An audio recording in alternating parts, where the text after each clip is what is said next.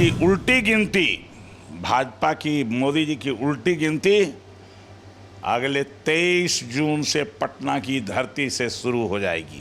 Already ये message चला गया है महागठबंधन का। 23 तारीख को किलवा ठोकाएगा ना, तो उस दिन से भाजपा के लोकसभा का सीट वाला गिनती कमते जाएगा, रोज दिन उसी हिसाब से घटते जाएगा, उल्टी गिनती शुरू होगा। और लालू यादव तो राजनीति के, देश की राजनीति के नब्ज को, के बुखार को जानते हैं, नब्ज देख करके ही। थर्मामीटर है उनके पास। जैसे डॉक्टर लोग थर्मामीटर लगा के बुखार नापता है, तो लालू प्रसाद जी जो हम लोगों के नेता हैं, आदरणीय लालू प्रसाद, थर्मामीटर लगा करके राजनीतिक बुखार नाप लेते हैं। सेबी को 3 महीने के अंदर सुप्रीम कोर्ट ने दिया है कि आप इसका रिपोर्ट 3 महीने में दे दीजिए। रिपोर्ट आएगा, इनका खुलासा हो जाएगा, और जब खुलासा होगा तो देश भर में इनका थू थू होने लगेगा। भाजपा के ताबूत में कील ठोक देगी 23 तारीख को पटना की धरती पर, चूंकि यही पटना की धरती है जो जयप्रकाश बाबू का संपूर्ण क्रांति का आंदोलन सफल हुआ था। फिर से एक बार लालू प्रसाद, तेजस्वी यादव और नीतीश कुमार जी के नेतृत्व में बिहार की धरती से भाजपा के ताबूत में कील ठोकने का काम होगा, और उसी समय से उल्टी गिनती शुरू हो जाएगी। भ्रष्टाचार के सिरमौर, इतना ज़्यादा भ्रष्ट अब तक की कोई हुकूमत नहीं रही देश में। सबसे ज़्यादा भ्रष्ट हुकूमत मोदी जी की सरकार का भ्रष्ट हुकूमत है। अब विदेश गए तो देखिए क्या क्या उनका होता दिखाया जाता है। कपड़ा कैसे पहने, कैसे किससे हाथ मिलाए, क्या खाना पर किसने इनको बुलाया, कौन पैर छुआ, कौन गाल छुआ, यही सब दिखाया जाता है केवल। एक बार भी ये जवाब नहीं देते हैं माननीय प्रधानमंत्री, अमेरिका अगर गए तो किन किन विषयों पर बात हुई देश के हित में। चाइना के लोगों से मिले तो किन किन विषयों पर बात हुई, और क्या उन्होंने कहा कि हमारे भारत की सीमा में आपकी सेना घुस रही है, इसके बारे में।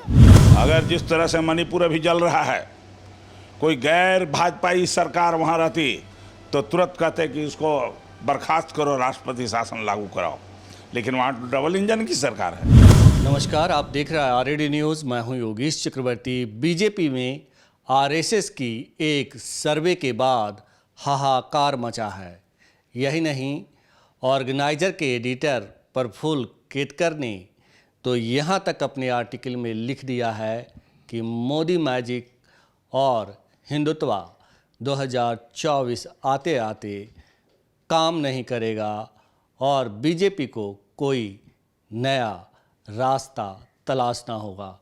तो क्या सचमुच मोदी मैजिक खत्म हो गया है, जिसका असर आने वाले दिनों में एमपी के विधानसभा चुनाव में और फिर 2024 के लोकसभा चुनाव में दिखने वाला है? यही जानने के लिए हम आए हैं बिहार विधानसभा के पूर्व अध्यक्ष और आरजेडी के राष्ट्रीय उपाध्यक्ष उदय नारायण चौधरी जी के पास। आइए उनसे बात करते हैं। सर, जिस तरह से मोदी मैजिक और हिंदुत्व को लेकर अभी पूरे मीडिया में चर्चा का विषय बना हुआ है, आप इसे किस तरह से देखते हैं? देखिए, मैं आपको जानकारी देना चाहता हूं, जो मेरी समझ है उसके अनुसार, कि जब से ये सरकार एनडीए की 2014 से बनी है, सरकार हुकूमत में आई कि जनतंत्र को मजबूत करेंगे, लोकतंत्र को मजबूत करेंगे, और जन सरोकार के विषयों को लोगों के, आम जनता के लिए सरल करेंगे, सुलभ करेंगे और उनके यहाँ तक पहुँचाएंगे।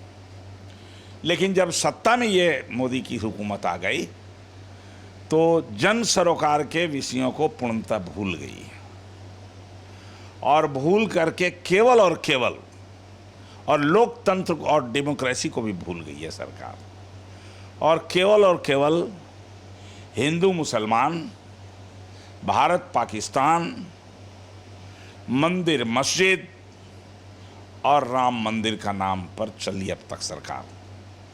हमारे देश की जनता भोली भाली है, वो अगाध विश्वास आस्था रखती है। और आस्था इसलिए भी है कि अनपढ़ हैं, इसलिए भी आस्था है। तो पिछले 9 साल में धीरे धीरे करके इनका जो मैजिक था, वो धार्मिक उन्माद फैलाने वाला, वो ख़त्म हो गया। और उसी का नतीजा है कि पहले तो लोग पूरे देश में कहते थे अच्छा मोदी जी आएंगे तो सब संभल जाएगा चुनाव, और उसी तर्ज पर कर्नाटक का चुनाव था। कर्नाटक में इन्होंने कहा कि जय बजरंगबली बोलिए और कमल का बटन दबाइए। ये वहाँ भी उन्होंने धार्मिक उन्माद पैदा करने की कोशिश किया। लेकिन जितना तेजी से इनके भ्रष्टाचार को लोगों ने वहाँ समझा, इनके छलावा को समझा, इनके ढकोसला को समझा, और लोग समझ गए कि हिंदूवाद के नारा लेके हमारे वोट को ये लेते हैं और बड़े पूंजीपतियों को मदद करते हैं और उनको जिंदा करते हैं। उसका नतीजा हुआ कि बीजेपी कर्नाटक से सफा हो गई और अब पूरे देश में सफा होगी। चूँकि पूरे देश में जो भी जन सरोकार के विषय थे, चाहे वो महंगाई हो, पेट्रोल डीजल का दाम हो, गैस का दाम हो, नोटबंदी में काला धन वापस लाने का बात हो, जनधन योजना हो, जो कुछ भी था, किसानों का सवाल हो, जो कहा कि 2 गुना आय कर दें किसानों का, बेरोजगारों को 2 करोड़ रोजगार देने का बात किया, वो सब ये भूल गए। बेघरों को कहा कि हम सबको 2022 तक छत वाला मकान दे देंगे ऊपर, लेकिन ये कोई पूरा नहीं हुआ, एक भी वादा इनका कोई पूरा नहीं हुआ। तो अब देश की जनता इस बात को समझ गई है और जनता चाह रही है अब मंदिर का बात बंद करो, पेट का बात करो, और इसका विश्लेषण इनके यहाँ भी चलने लगा। तो उस विश्लेषण में अभी उदाहरण के लिए जो 3 राज्य का चुनाव होना है, छत्तीसगढ़, मध्य प्रदेश और राजस्थान। मध्य प्रदेश में ये पहले से हैं।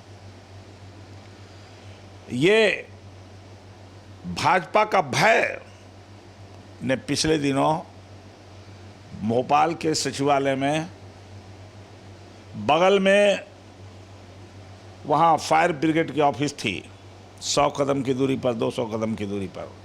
फायर ब्रिगेड को नहीं बुलाया, आर्मी के सेना को बुलाने के लिए वो वहाँ की फाइलों को जलते रहने दिया। सचिवालय के जो स्वास्थ्य विभाग के फाइल थे, कल्याण विभाग के फाइल थे, जन सरोकार के जो भी खर्चे का फाइल था उसको जलवा दिया। इसलिए कि अब उन्होंने मान लिया है कि हमारी सरकार आगे नहीं आने वाली है और उनका भी जेल का रास्ता पक्का होगा, इसीलिए मान लिया उन्होंने।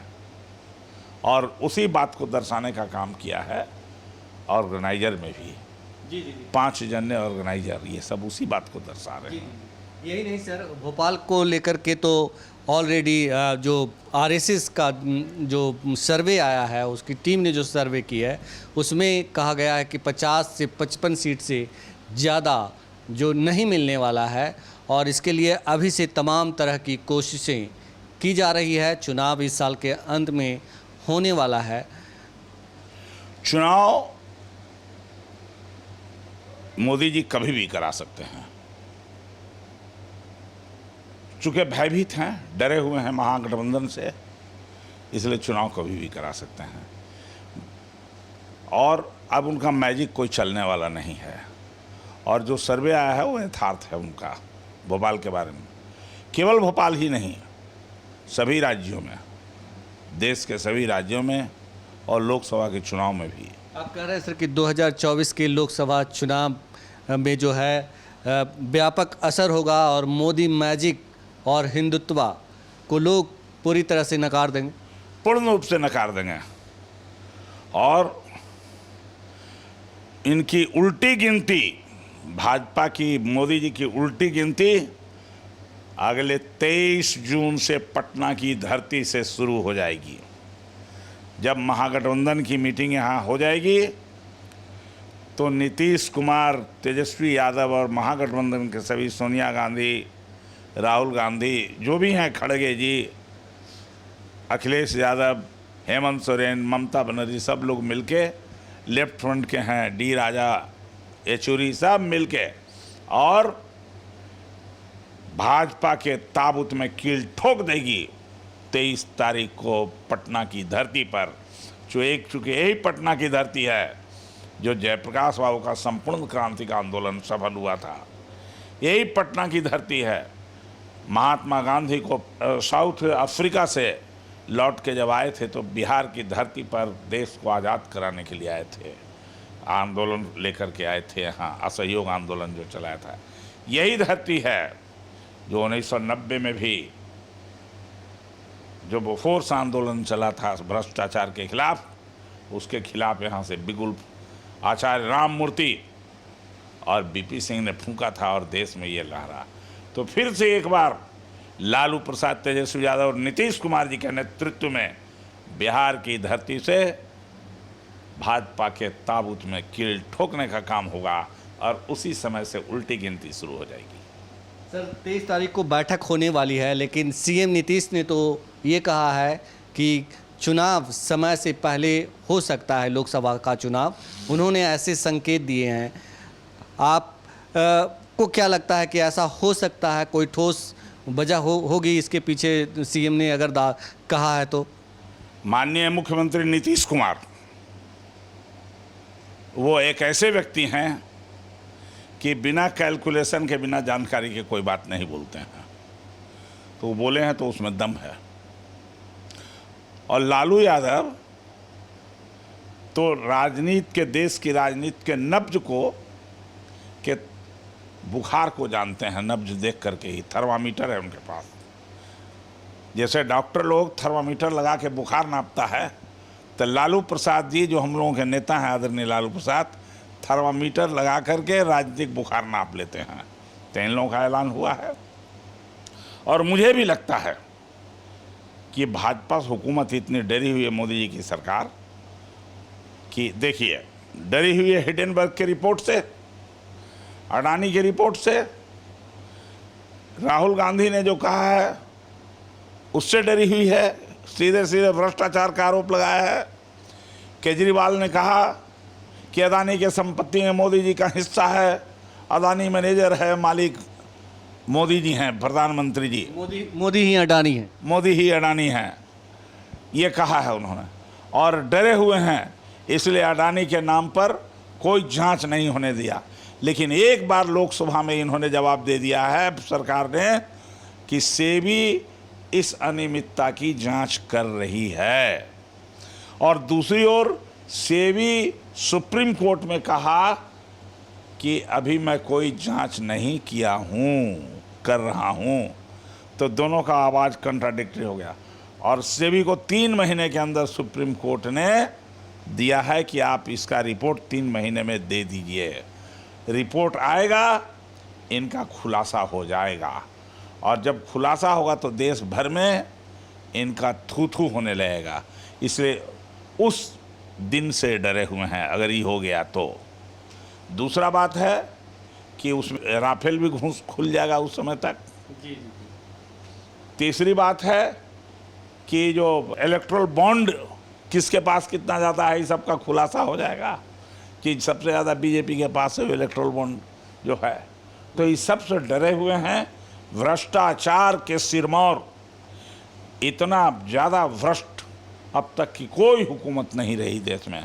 सबसे ज़्यादा भ्रष्ट हुकूमत मोदी जी की सरकार का भ्रष्ट हुकूमत है, और उसी से ही डरे हुए हैं। जिस तरह से इसलिए पहले ये चुनाव करा सकते हैं, और जितना देर करते जाएंगे चुनाव में, उतना ही इनका लोकसभा का सीट भी घटते जाएगा। सर, ये बताएं कि क्या आपको लगता है कि 23 तारीख के बैठक के बाद पूरे देश में एक बड़ा मैसेज जाएगा और महागठबंधन के पक्ष में हवा बनेगी? ऑलरेडी ये मैसेज चला गया है महागठबंधन का।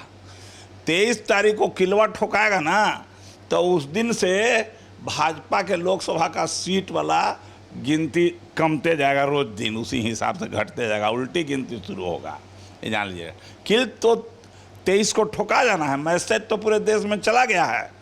लालू यादव, नीतीश कुमार के नेतृत्व में और तेजस्वी यादव के नेतृत्व में पूरे देश में इस मोदी हुकूमत के खिलाफ जो बिगुल बजा है वो उसका मैसेज चला गया है। डुगडुगी पीट के बुलाया जा रहा है कि चला भैया एक भगावा इस देश से, भाजपा भगाओ देश बचाओ। मोदी जी को सुबह से शाम तक देखिए और विदेश गए तो देखिए क्या क्या उनका होता दिखाया जाता है। कपड़ा कैसे पहने, कैसे किससे हाथ मिलाए, क्या खाना पर किसने इनको बुलाया, कौन पैर छुआ, कौन गाल छुआ, यही सब दिखाया जाता है। केवल केवल और केवल एक बार भी ये जवाब नहीं देते हैं माननीय प्रधानमंत्री। अमेरिका अगर गए तो किन किन विषयों पर बात हुई देश के हित में, चाइना के लोगों से मिले तो किन किन विषयों पर बात हुई और क्या उन्होंने कहा कि हमारे भारत की सीमा में आपकी सेना घुस रही है, इसके बारे में कोई खुलासा नहीं करते हैं। वो बर्मा गए, बर्मा के प्रधानमंत्री से या जो वहाँ के राजनीतिक नेता थे, हेड, क्या उनसे उन्होंने बात किया कि आपके देश से हमारे यहाँ आतंकवादी जा रहे हैं और आर्म्स सप्लाई हो रहा है?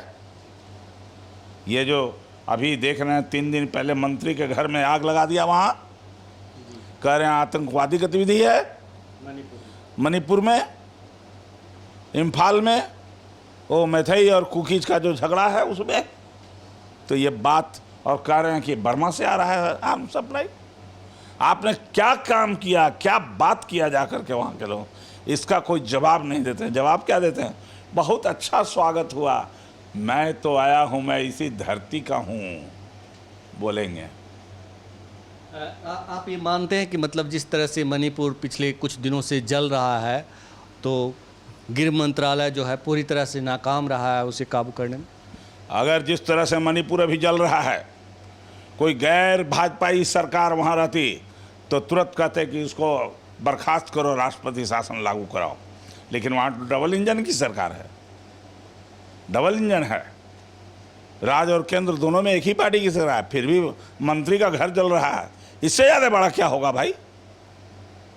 हैं?